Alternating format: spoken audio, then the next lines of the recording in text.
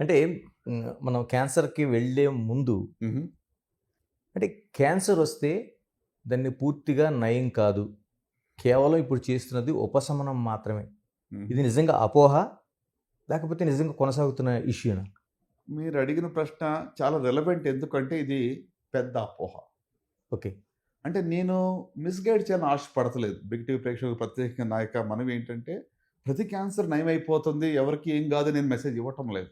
Okay. అలాగని చెప్పి cancer వస్తే జీవితం క్యాన్సల్ అనేటువంటి భావన ఈ రోజుల్లో కూడా చాలా మందిలో ఉంది. హ్మ్. సో నేను చెప్పేదేంటంటే, ఎర్లీ డయాగ్నోసిస్ అయితే ముందశలో క్యాన్సర్ కనుగొంటే ఖచ్చితంగా క్యూర్ చేయవచ్చు. స్టేజ్ 3లో ఉన్నా కూడా చాలా వరకు క్యూర్ చేయవచ్చు. స్టేజ్ 4లో ఉన్న వాటిని క్యూర్ చేయలేము. సో ఏ స్టేజ్‌లో జబ్బు కనుగొంటాం అనేది రిజల్ట్‌కి ఆధారపడి ఉంటుంది తప్ప, మనము ప్రతి జబ్బు కూడా ఇంక అంతే అని చెప్పి రైట్ ఆఫ్ చేసేది అస్సలనే తప్పు. అలాగనుకుంటే ఇప్పుడు ఇన్ని వేల ఆపరేషన్స్ లాస్ట్ 20 ఇయర్స్‌లో చేస్తుంటాము. అందులో అందరూ బతికున్నారు, అందరూ బాగున్నారంటే లేదు. ఓకే. అడ్వాన్స్ డిసీజ్ ఉన్న వాళ్ళు బాగోలేరు. ఎంతోమంది మరి చనిపోయారు. కానీ నయమైన వాళ్ళు, క్యూర్ అయిన వాళ్ళు ఎక్కువ శాతం ఉన్నారు. ఎర్లీ డయాగ్నోసిస్ ఉన్న వాళ్ళందరూ కూడా ఆల్మోస్ట్ 90% కన్నా ఎక్కువ ఎర్లీ డయాగ్నోస్ అయిన వాళ్ళు సర్వైవ్ అవుతా ఉన్నారు. ఓకే. నార్మల్ లైఫ్‌తో ఉన్నారు. సో, గనుక నేను ప్రేక్షకులకు నేను చెప్పేదేంటంటే, క్యాన్సర్ అంటే జీవితం క్యాన్సర్ కాదు. ఓకే. క్యాన్సర్‌ని పూర్తిగా నయం చేయవచ్చు. చేస్తూ ఉన్నాం చాలా వాటిల్లో కూడా.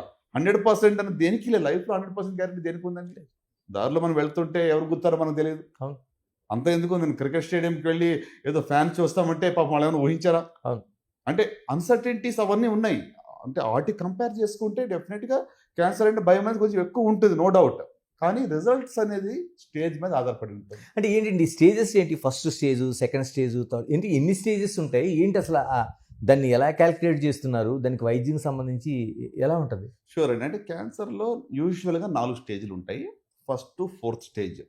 సో, ఈ స్టేజ్ ఎలాగా గుర్తుపెడతామంటే, ట్యూమర్ సైజ్‌ని బట్టి టీఎన్ఎం స్టేజింగ్ అంటాం. Tumour, lymph nodes, node N for nodes, M అంటే మెటాస్టాసిస్.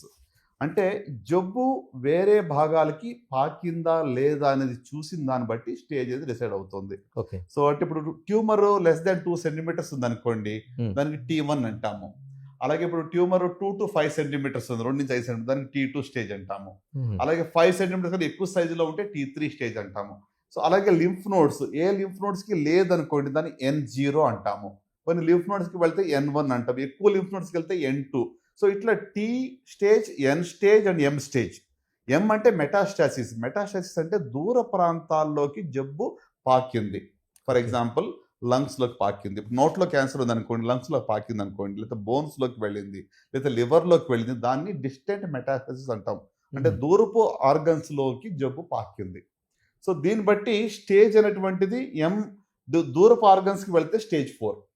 ఓకే. లంగ్స్ గాని, బోన్స్ గాని లివర్‌లోకి వెళ్తే అది స్టేజ్ 4 అంటాం. సో, మిగతా స్టేజెస్ ఇప్పుడు లింఫ్ నోడ్స్‌లోకి వెళ్ళలేదు. చిన్న ట్యూమర్ ఉందనుకోండి స్టేజ్ 1. హుహు. చిన్న ట్యూమర్ ఉండి లింఫ్ నోడ్స్ దాకా వెళ్ళిందనుకోండి అది స్టేజ్ 2 కావచ్చు, లేక 3 కావచ్చు. సో, అంటే బేస్డ్ ఆన్ ఈ క్లినికల్ పారామీటర్స్ దాన్ని బట్టి మనము స్టేజింగ్ అనేది చేస్తాం. అలాగే రేడియాలజీ కూడా కొన్ని టెస్టులు చేస్తాం. కొంతమందికి పెట్ స్కాన్‌లు చేస్తాము.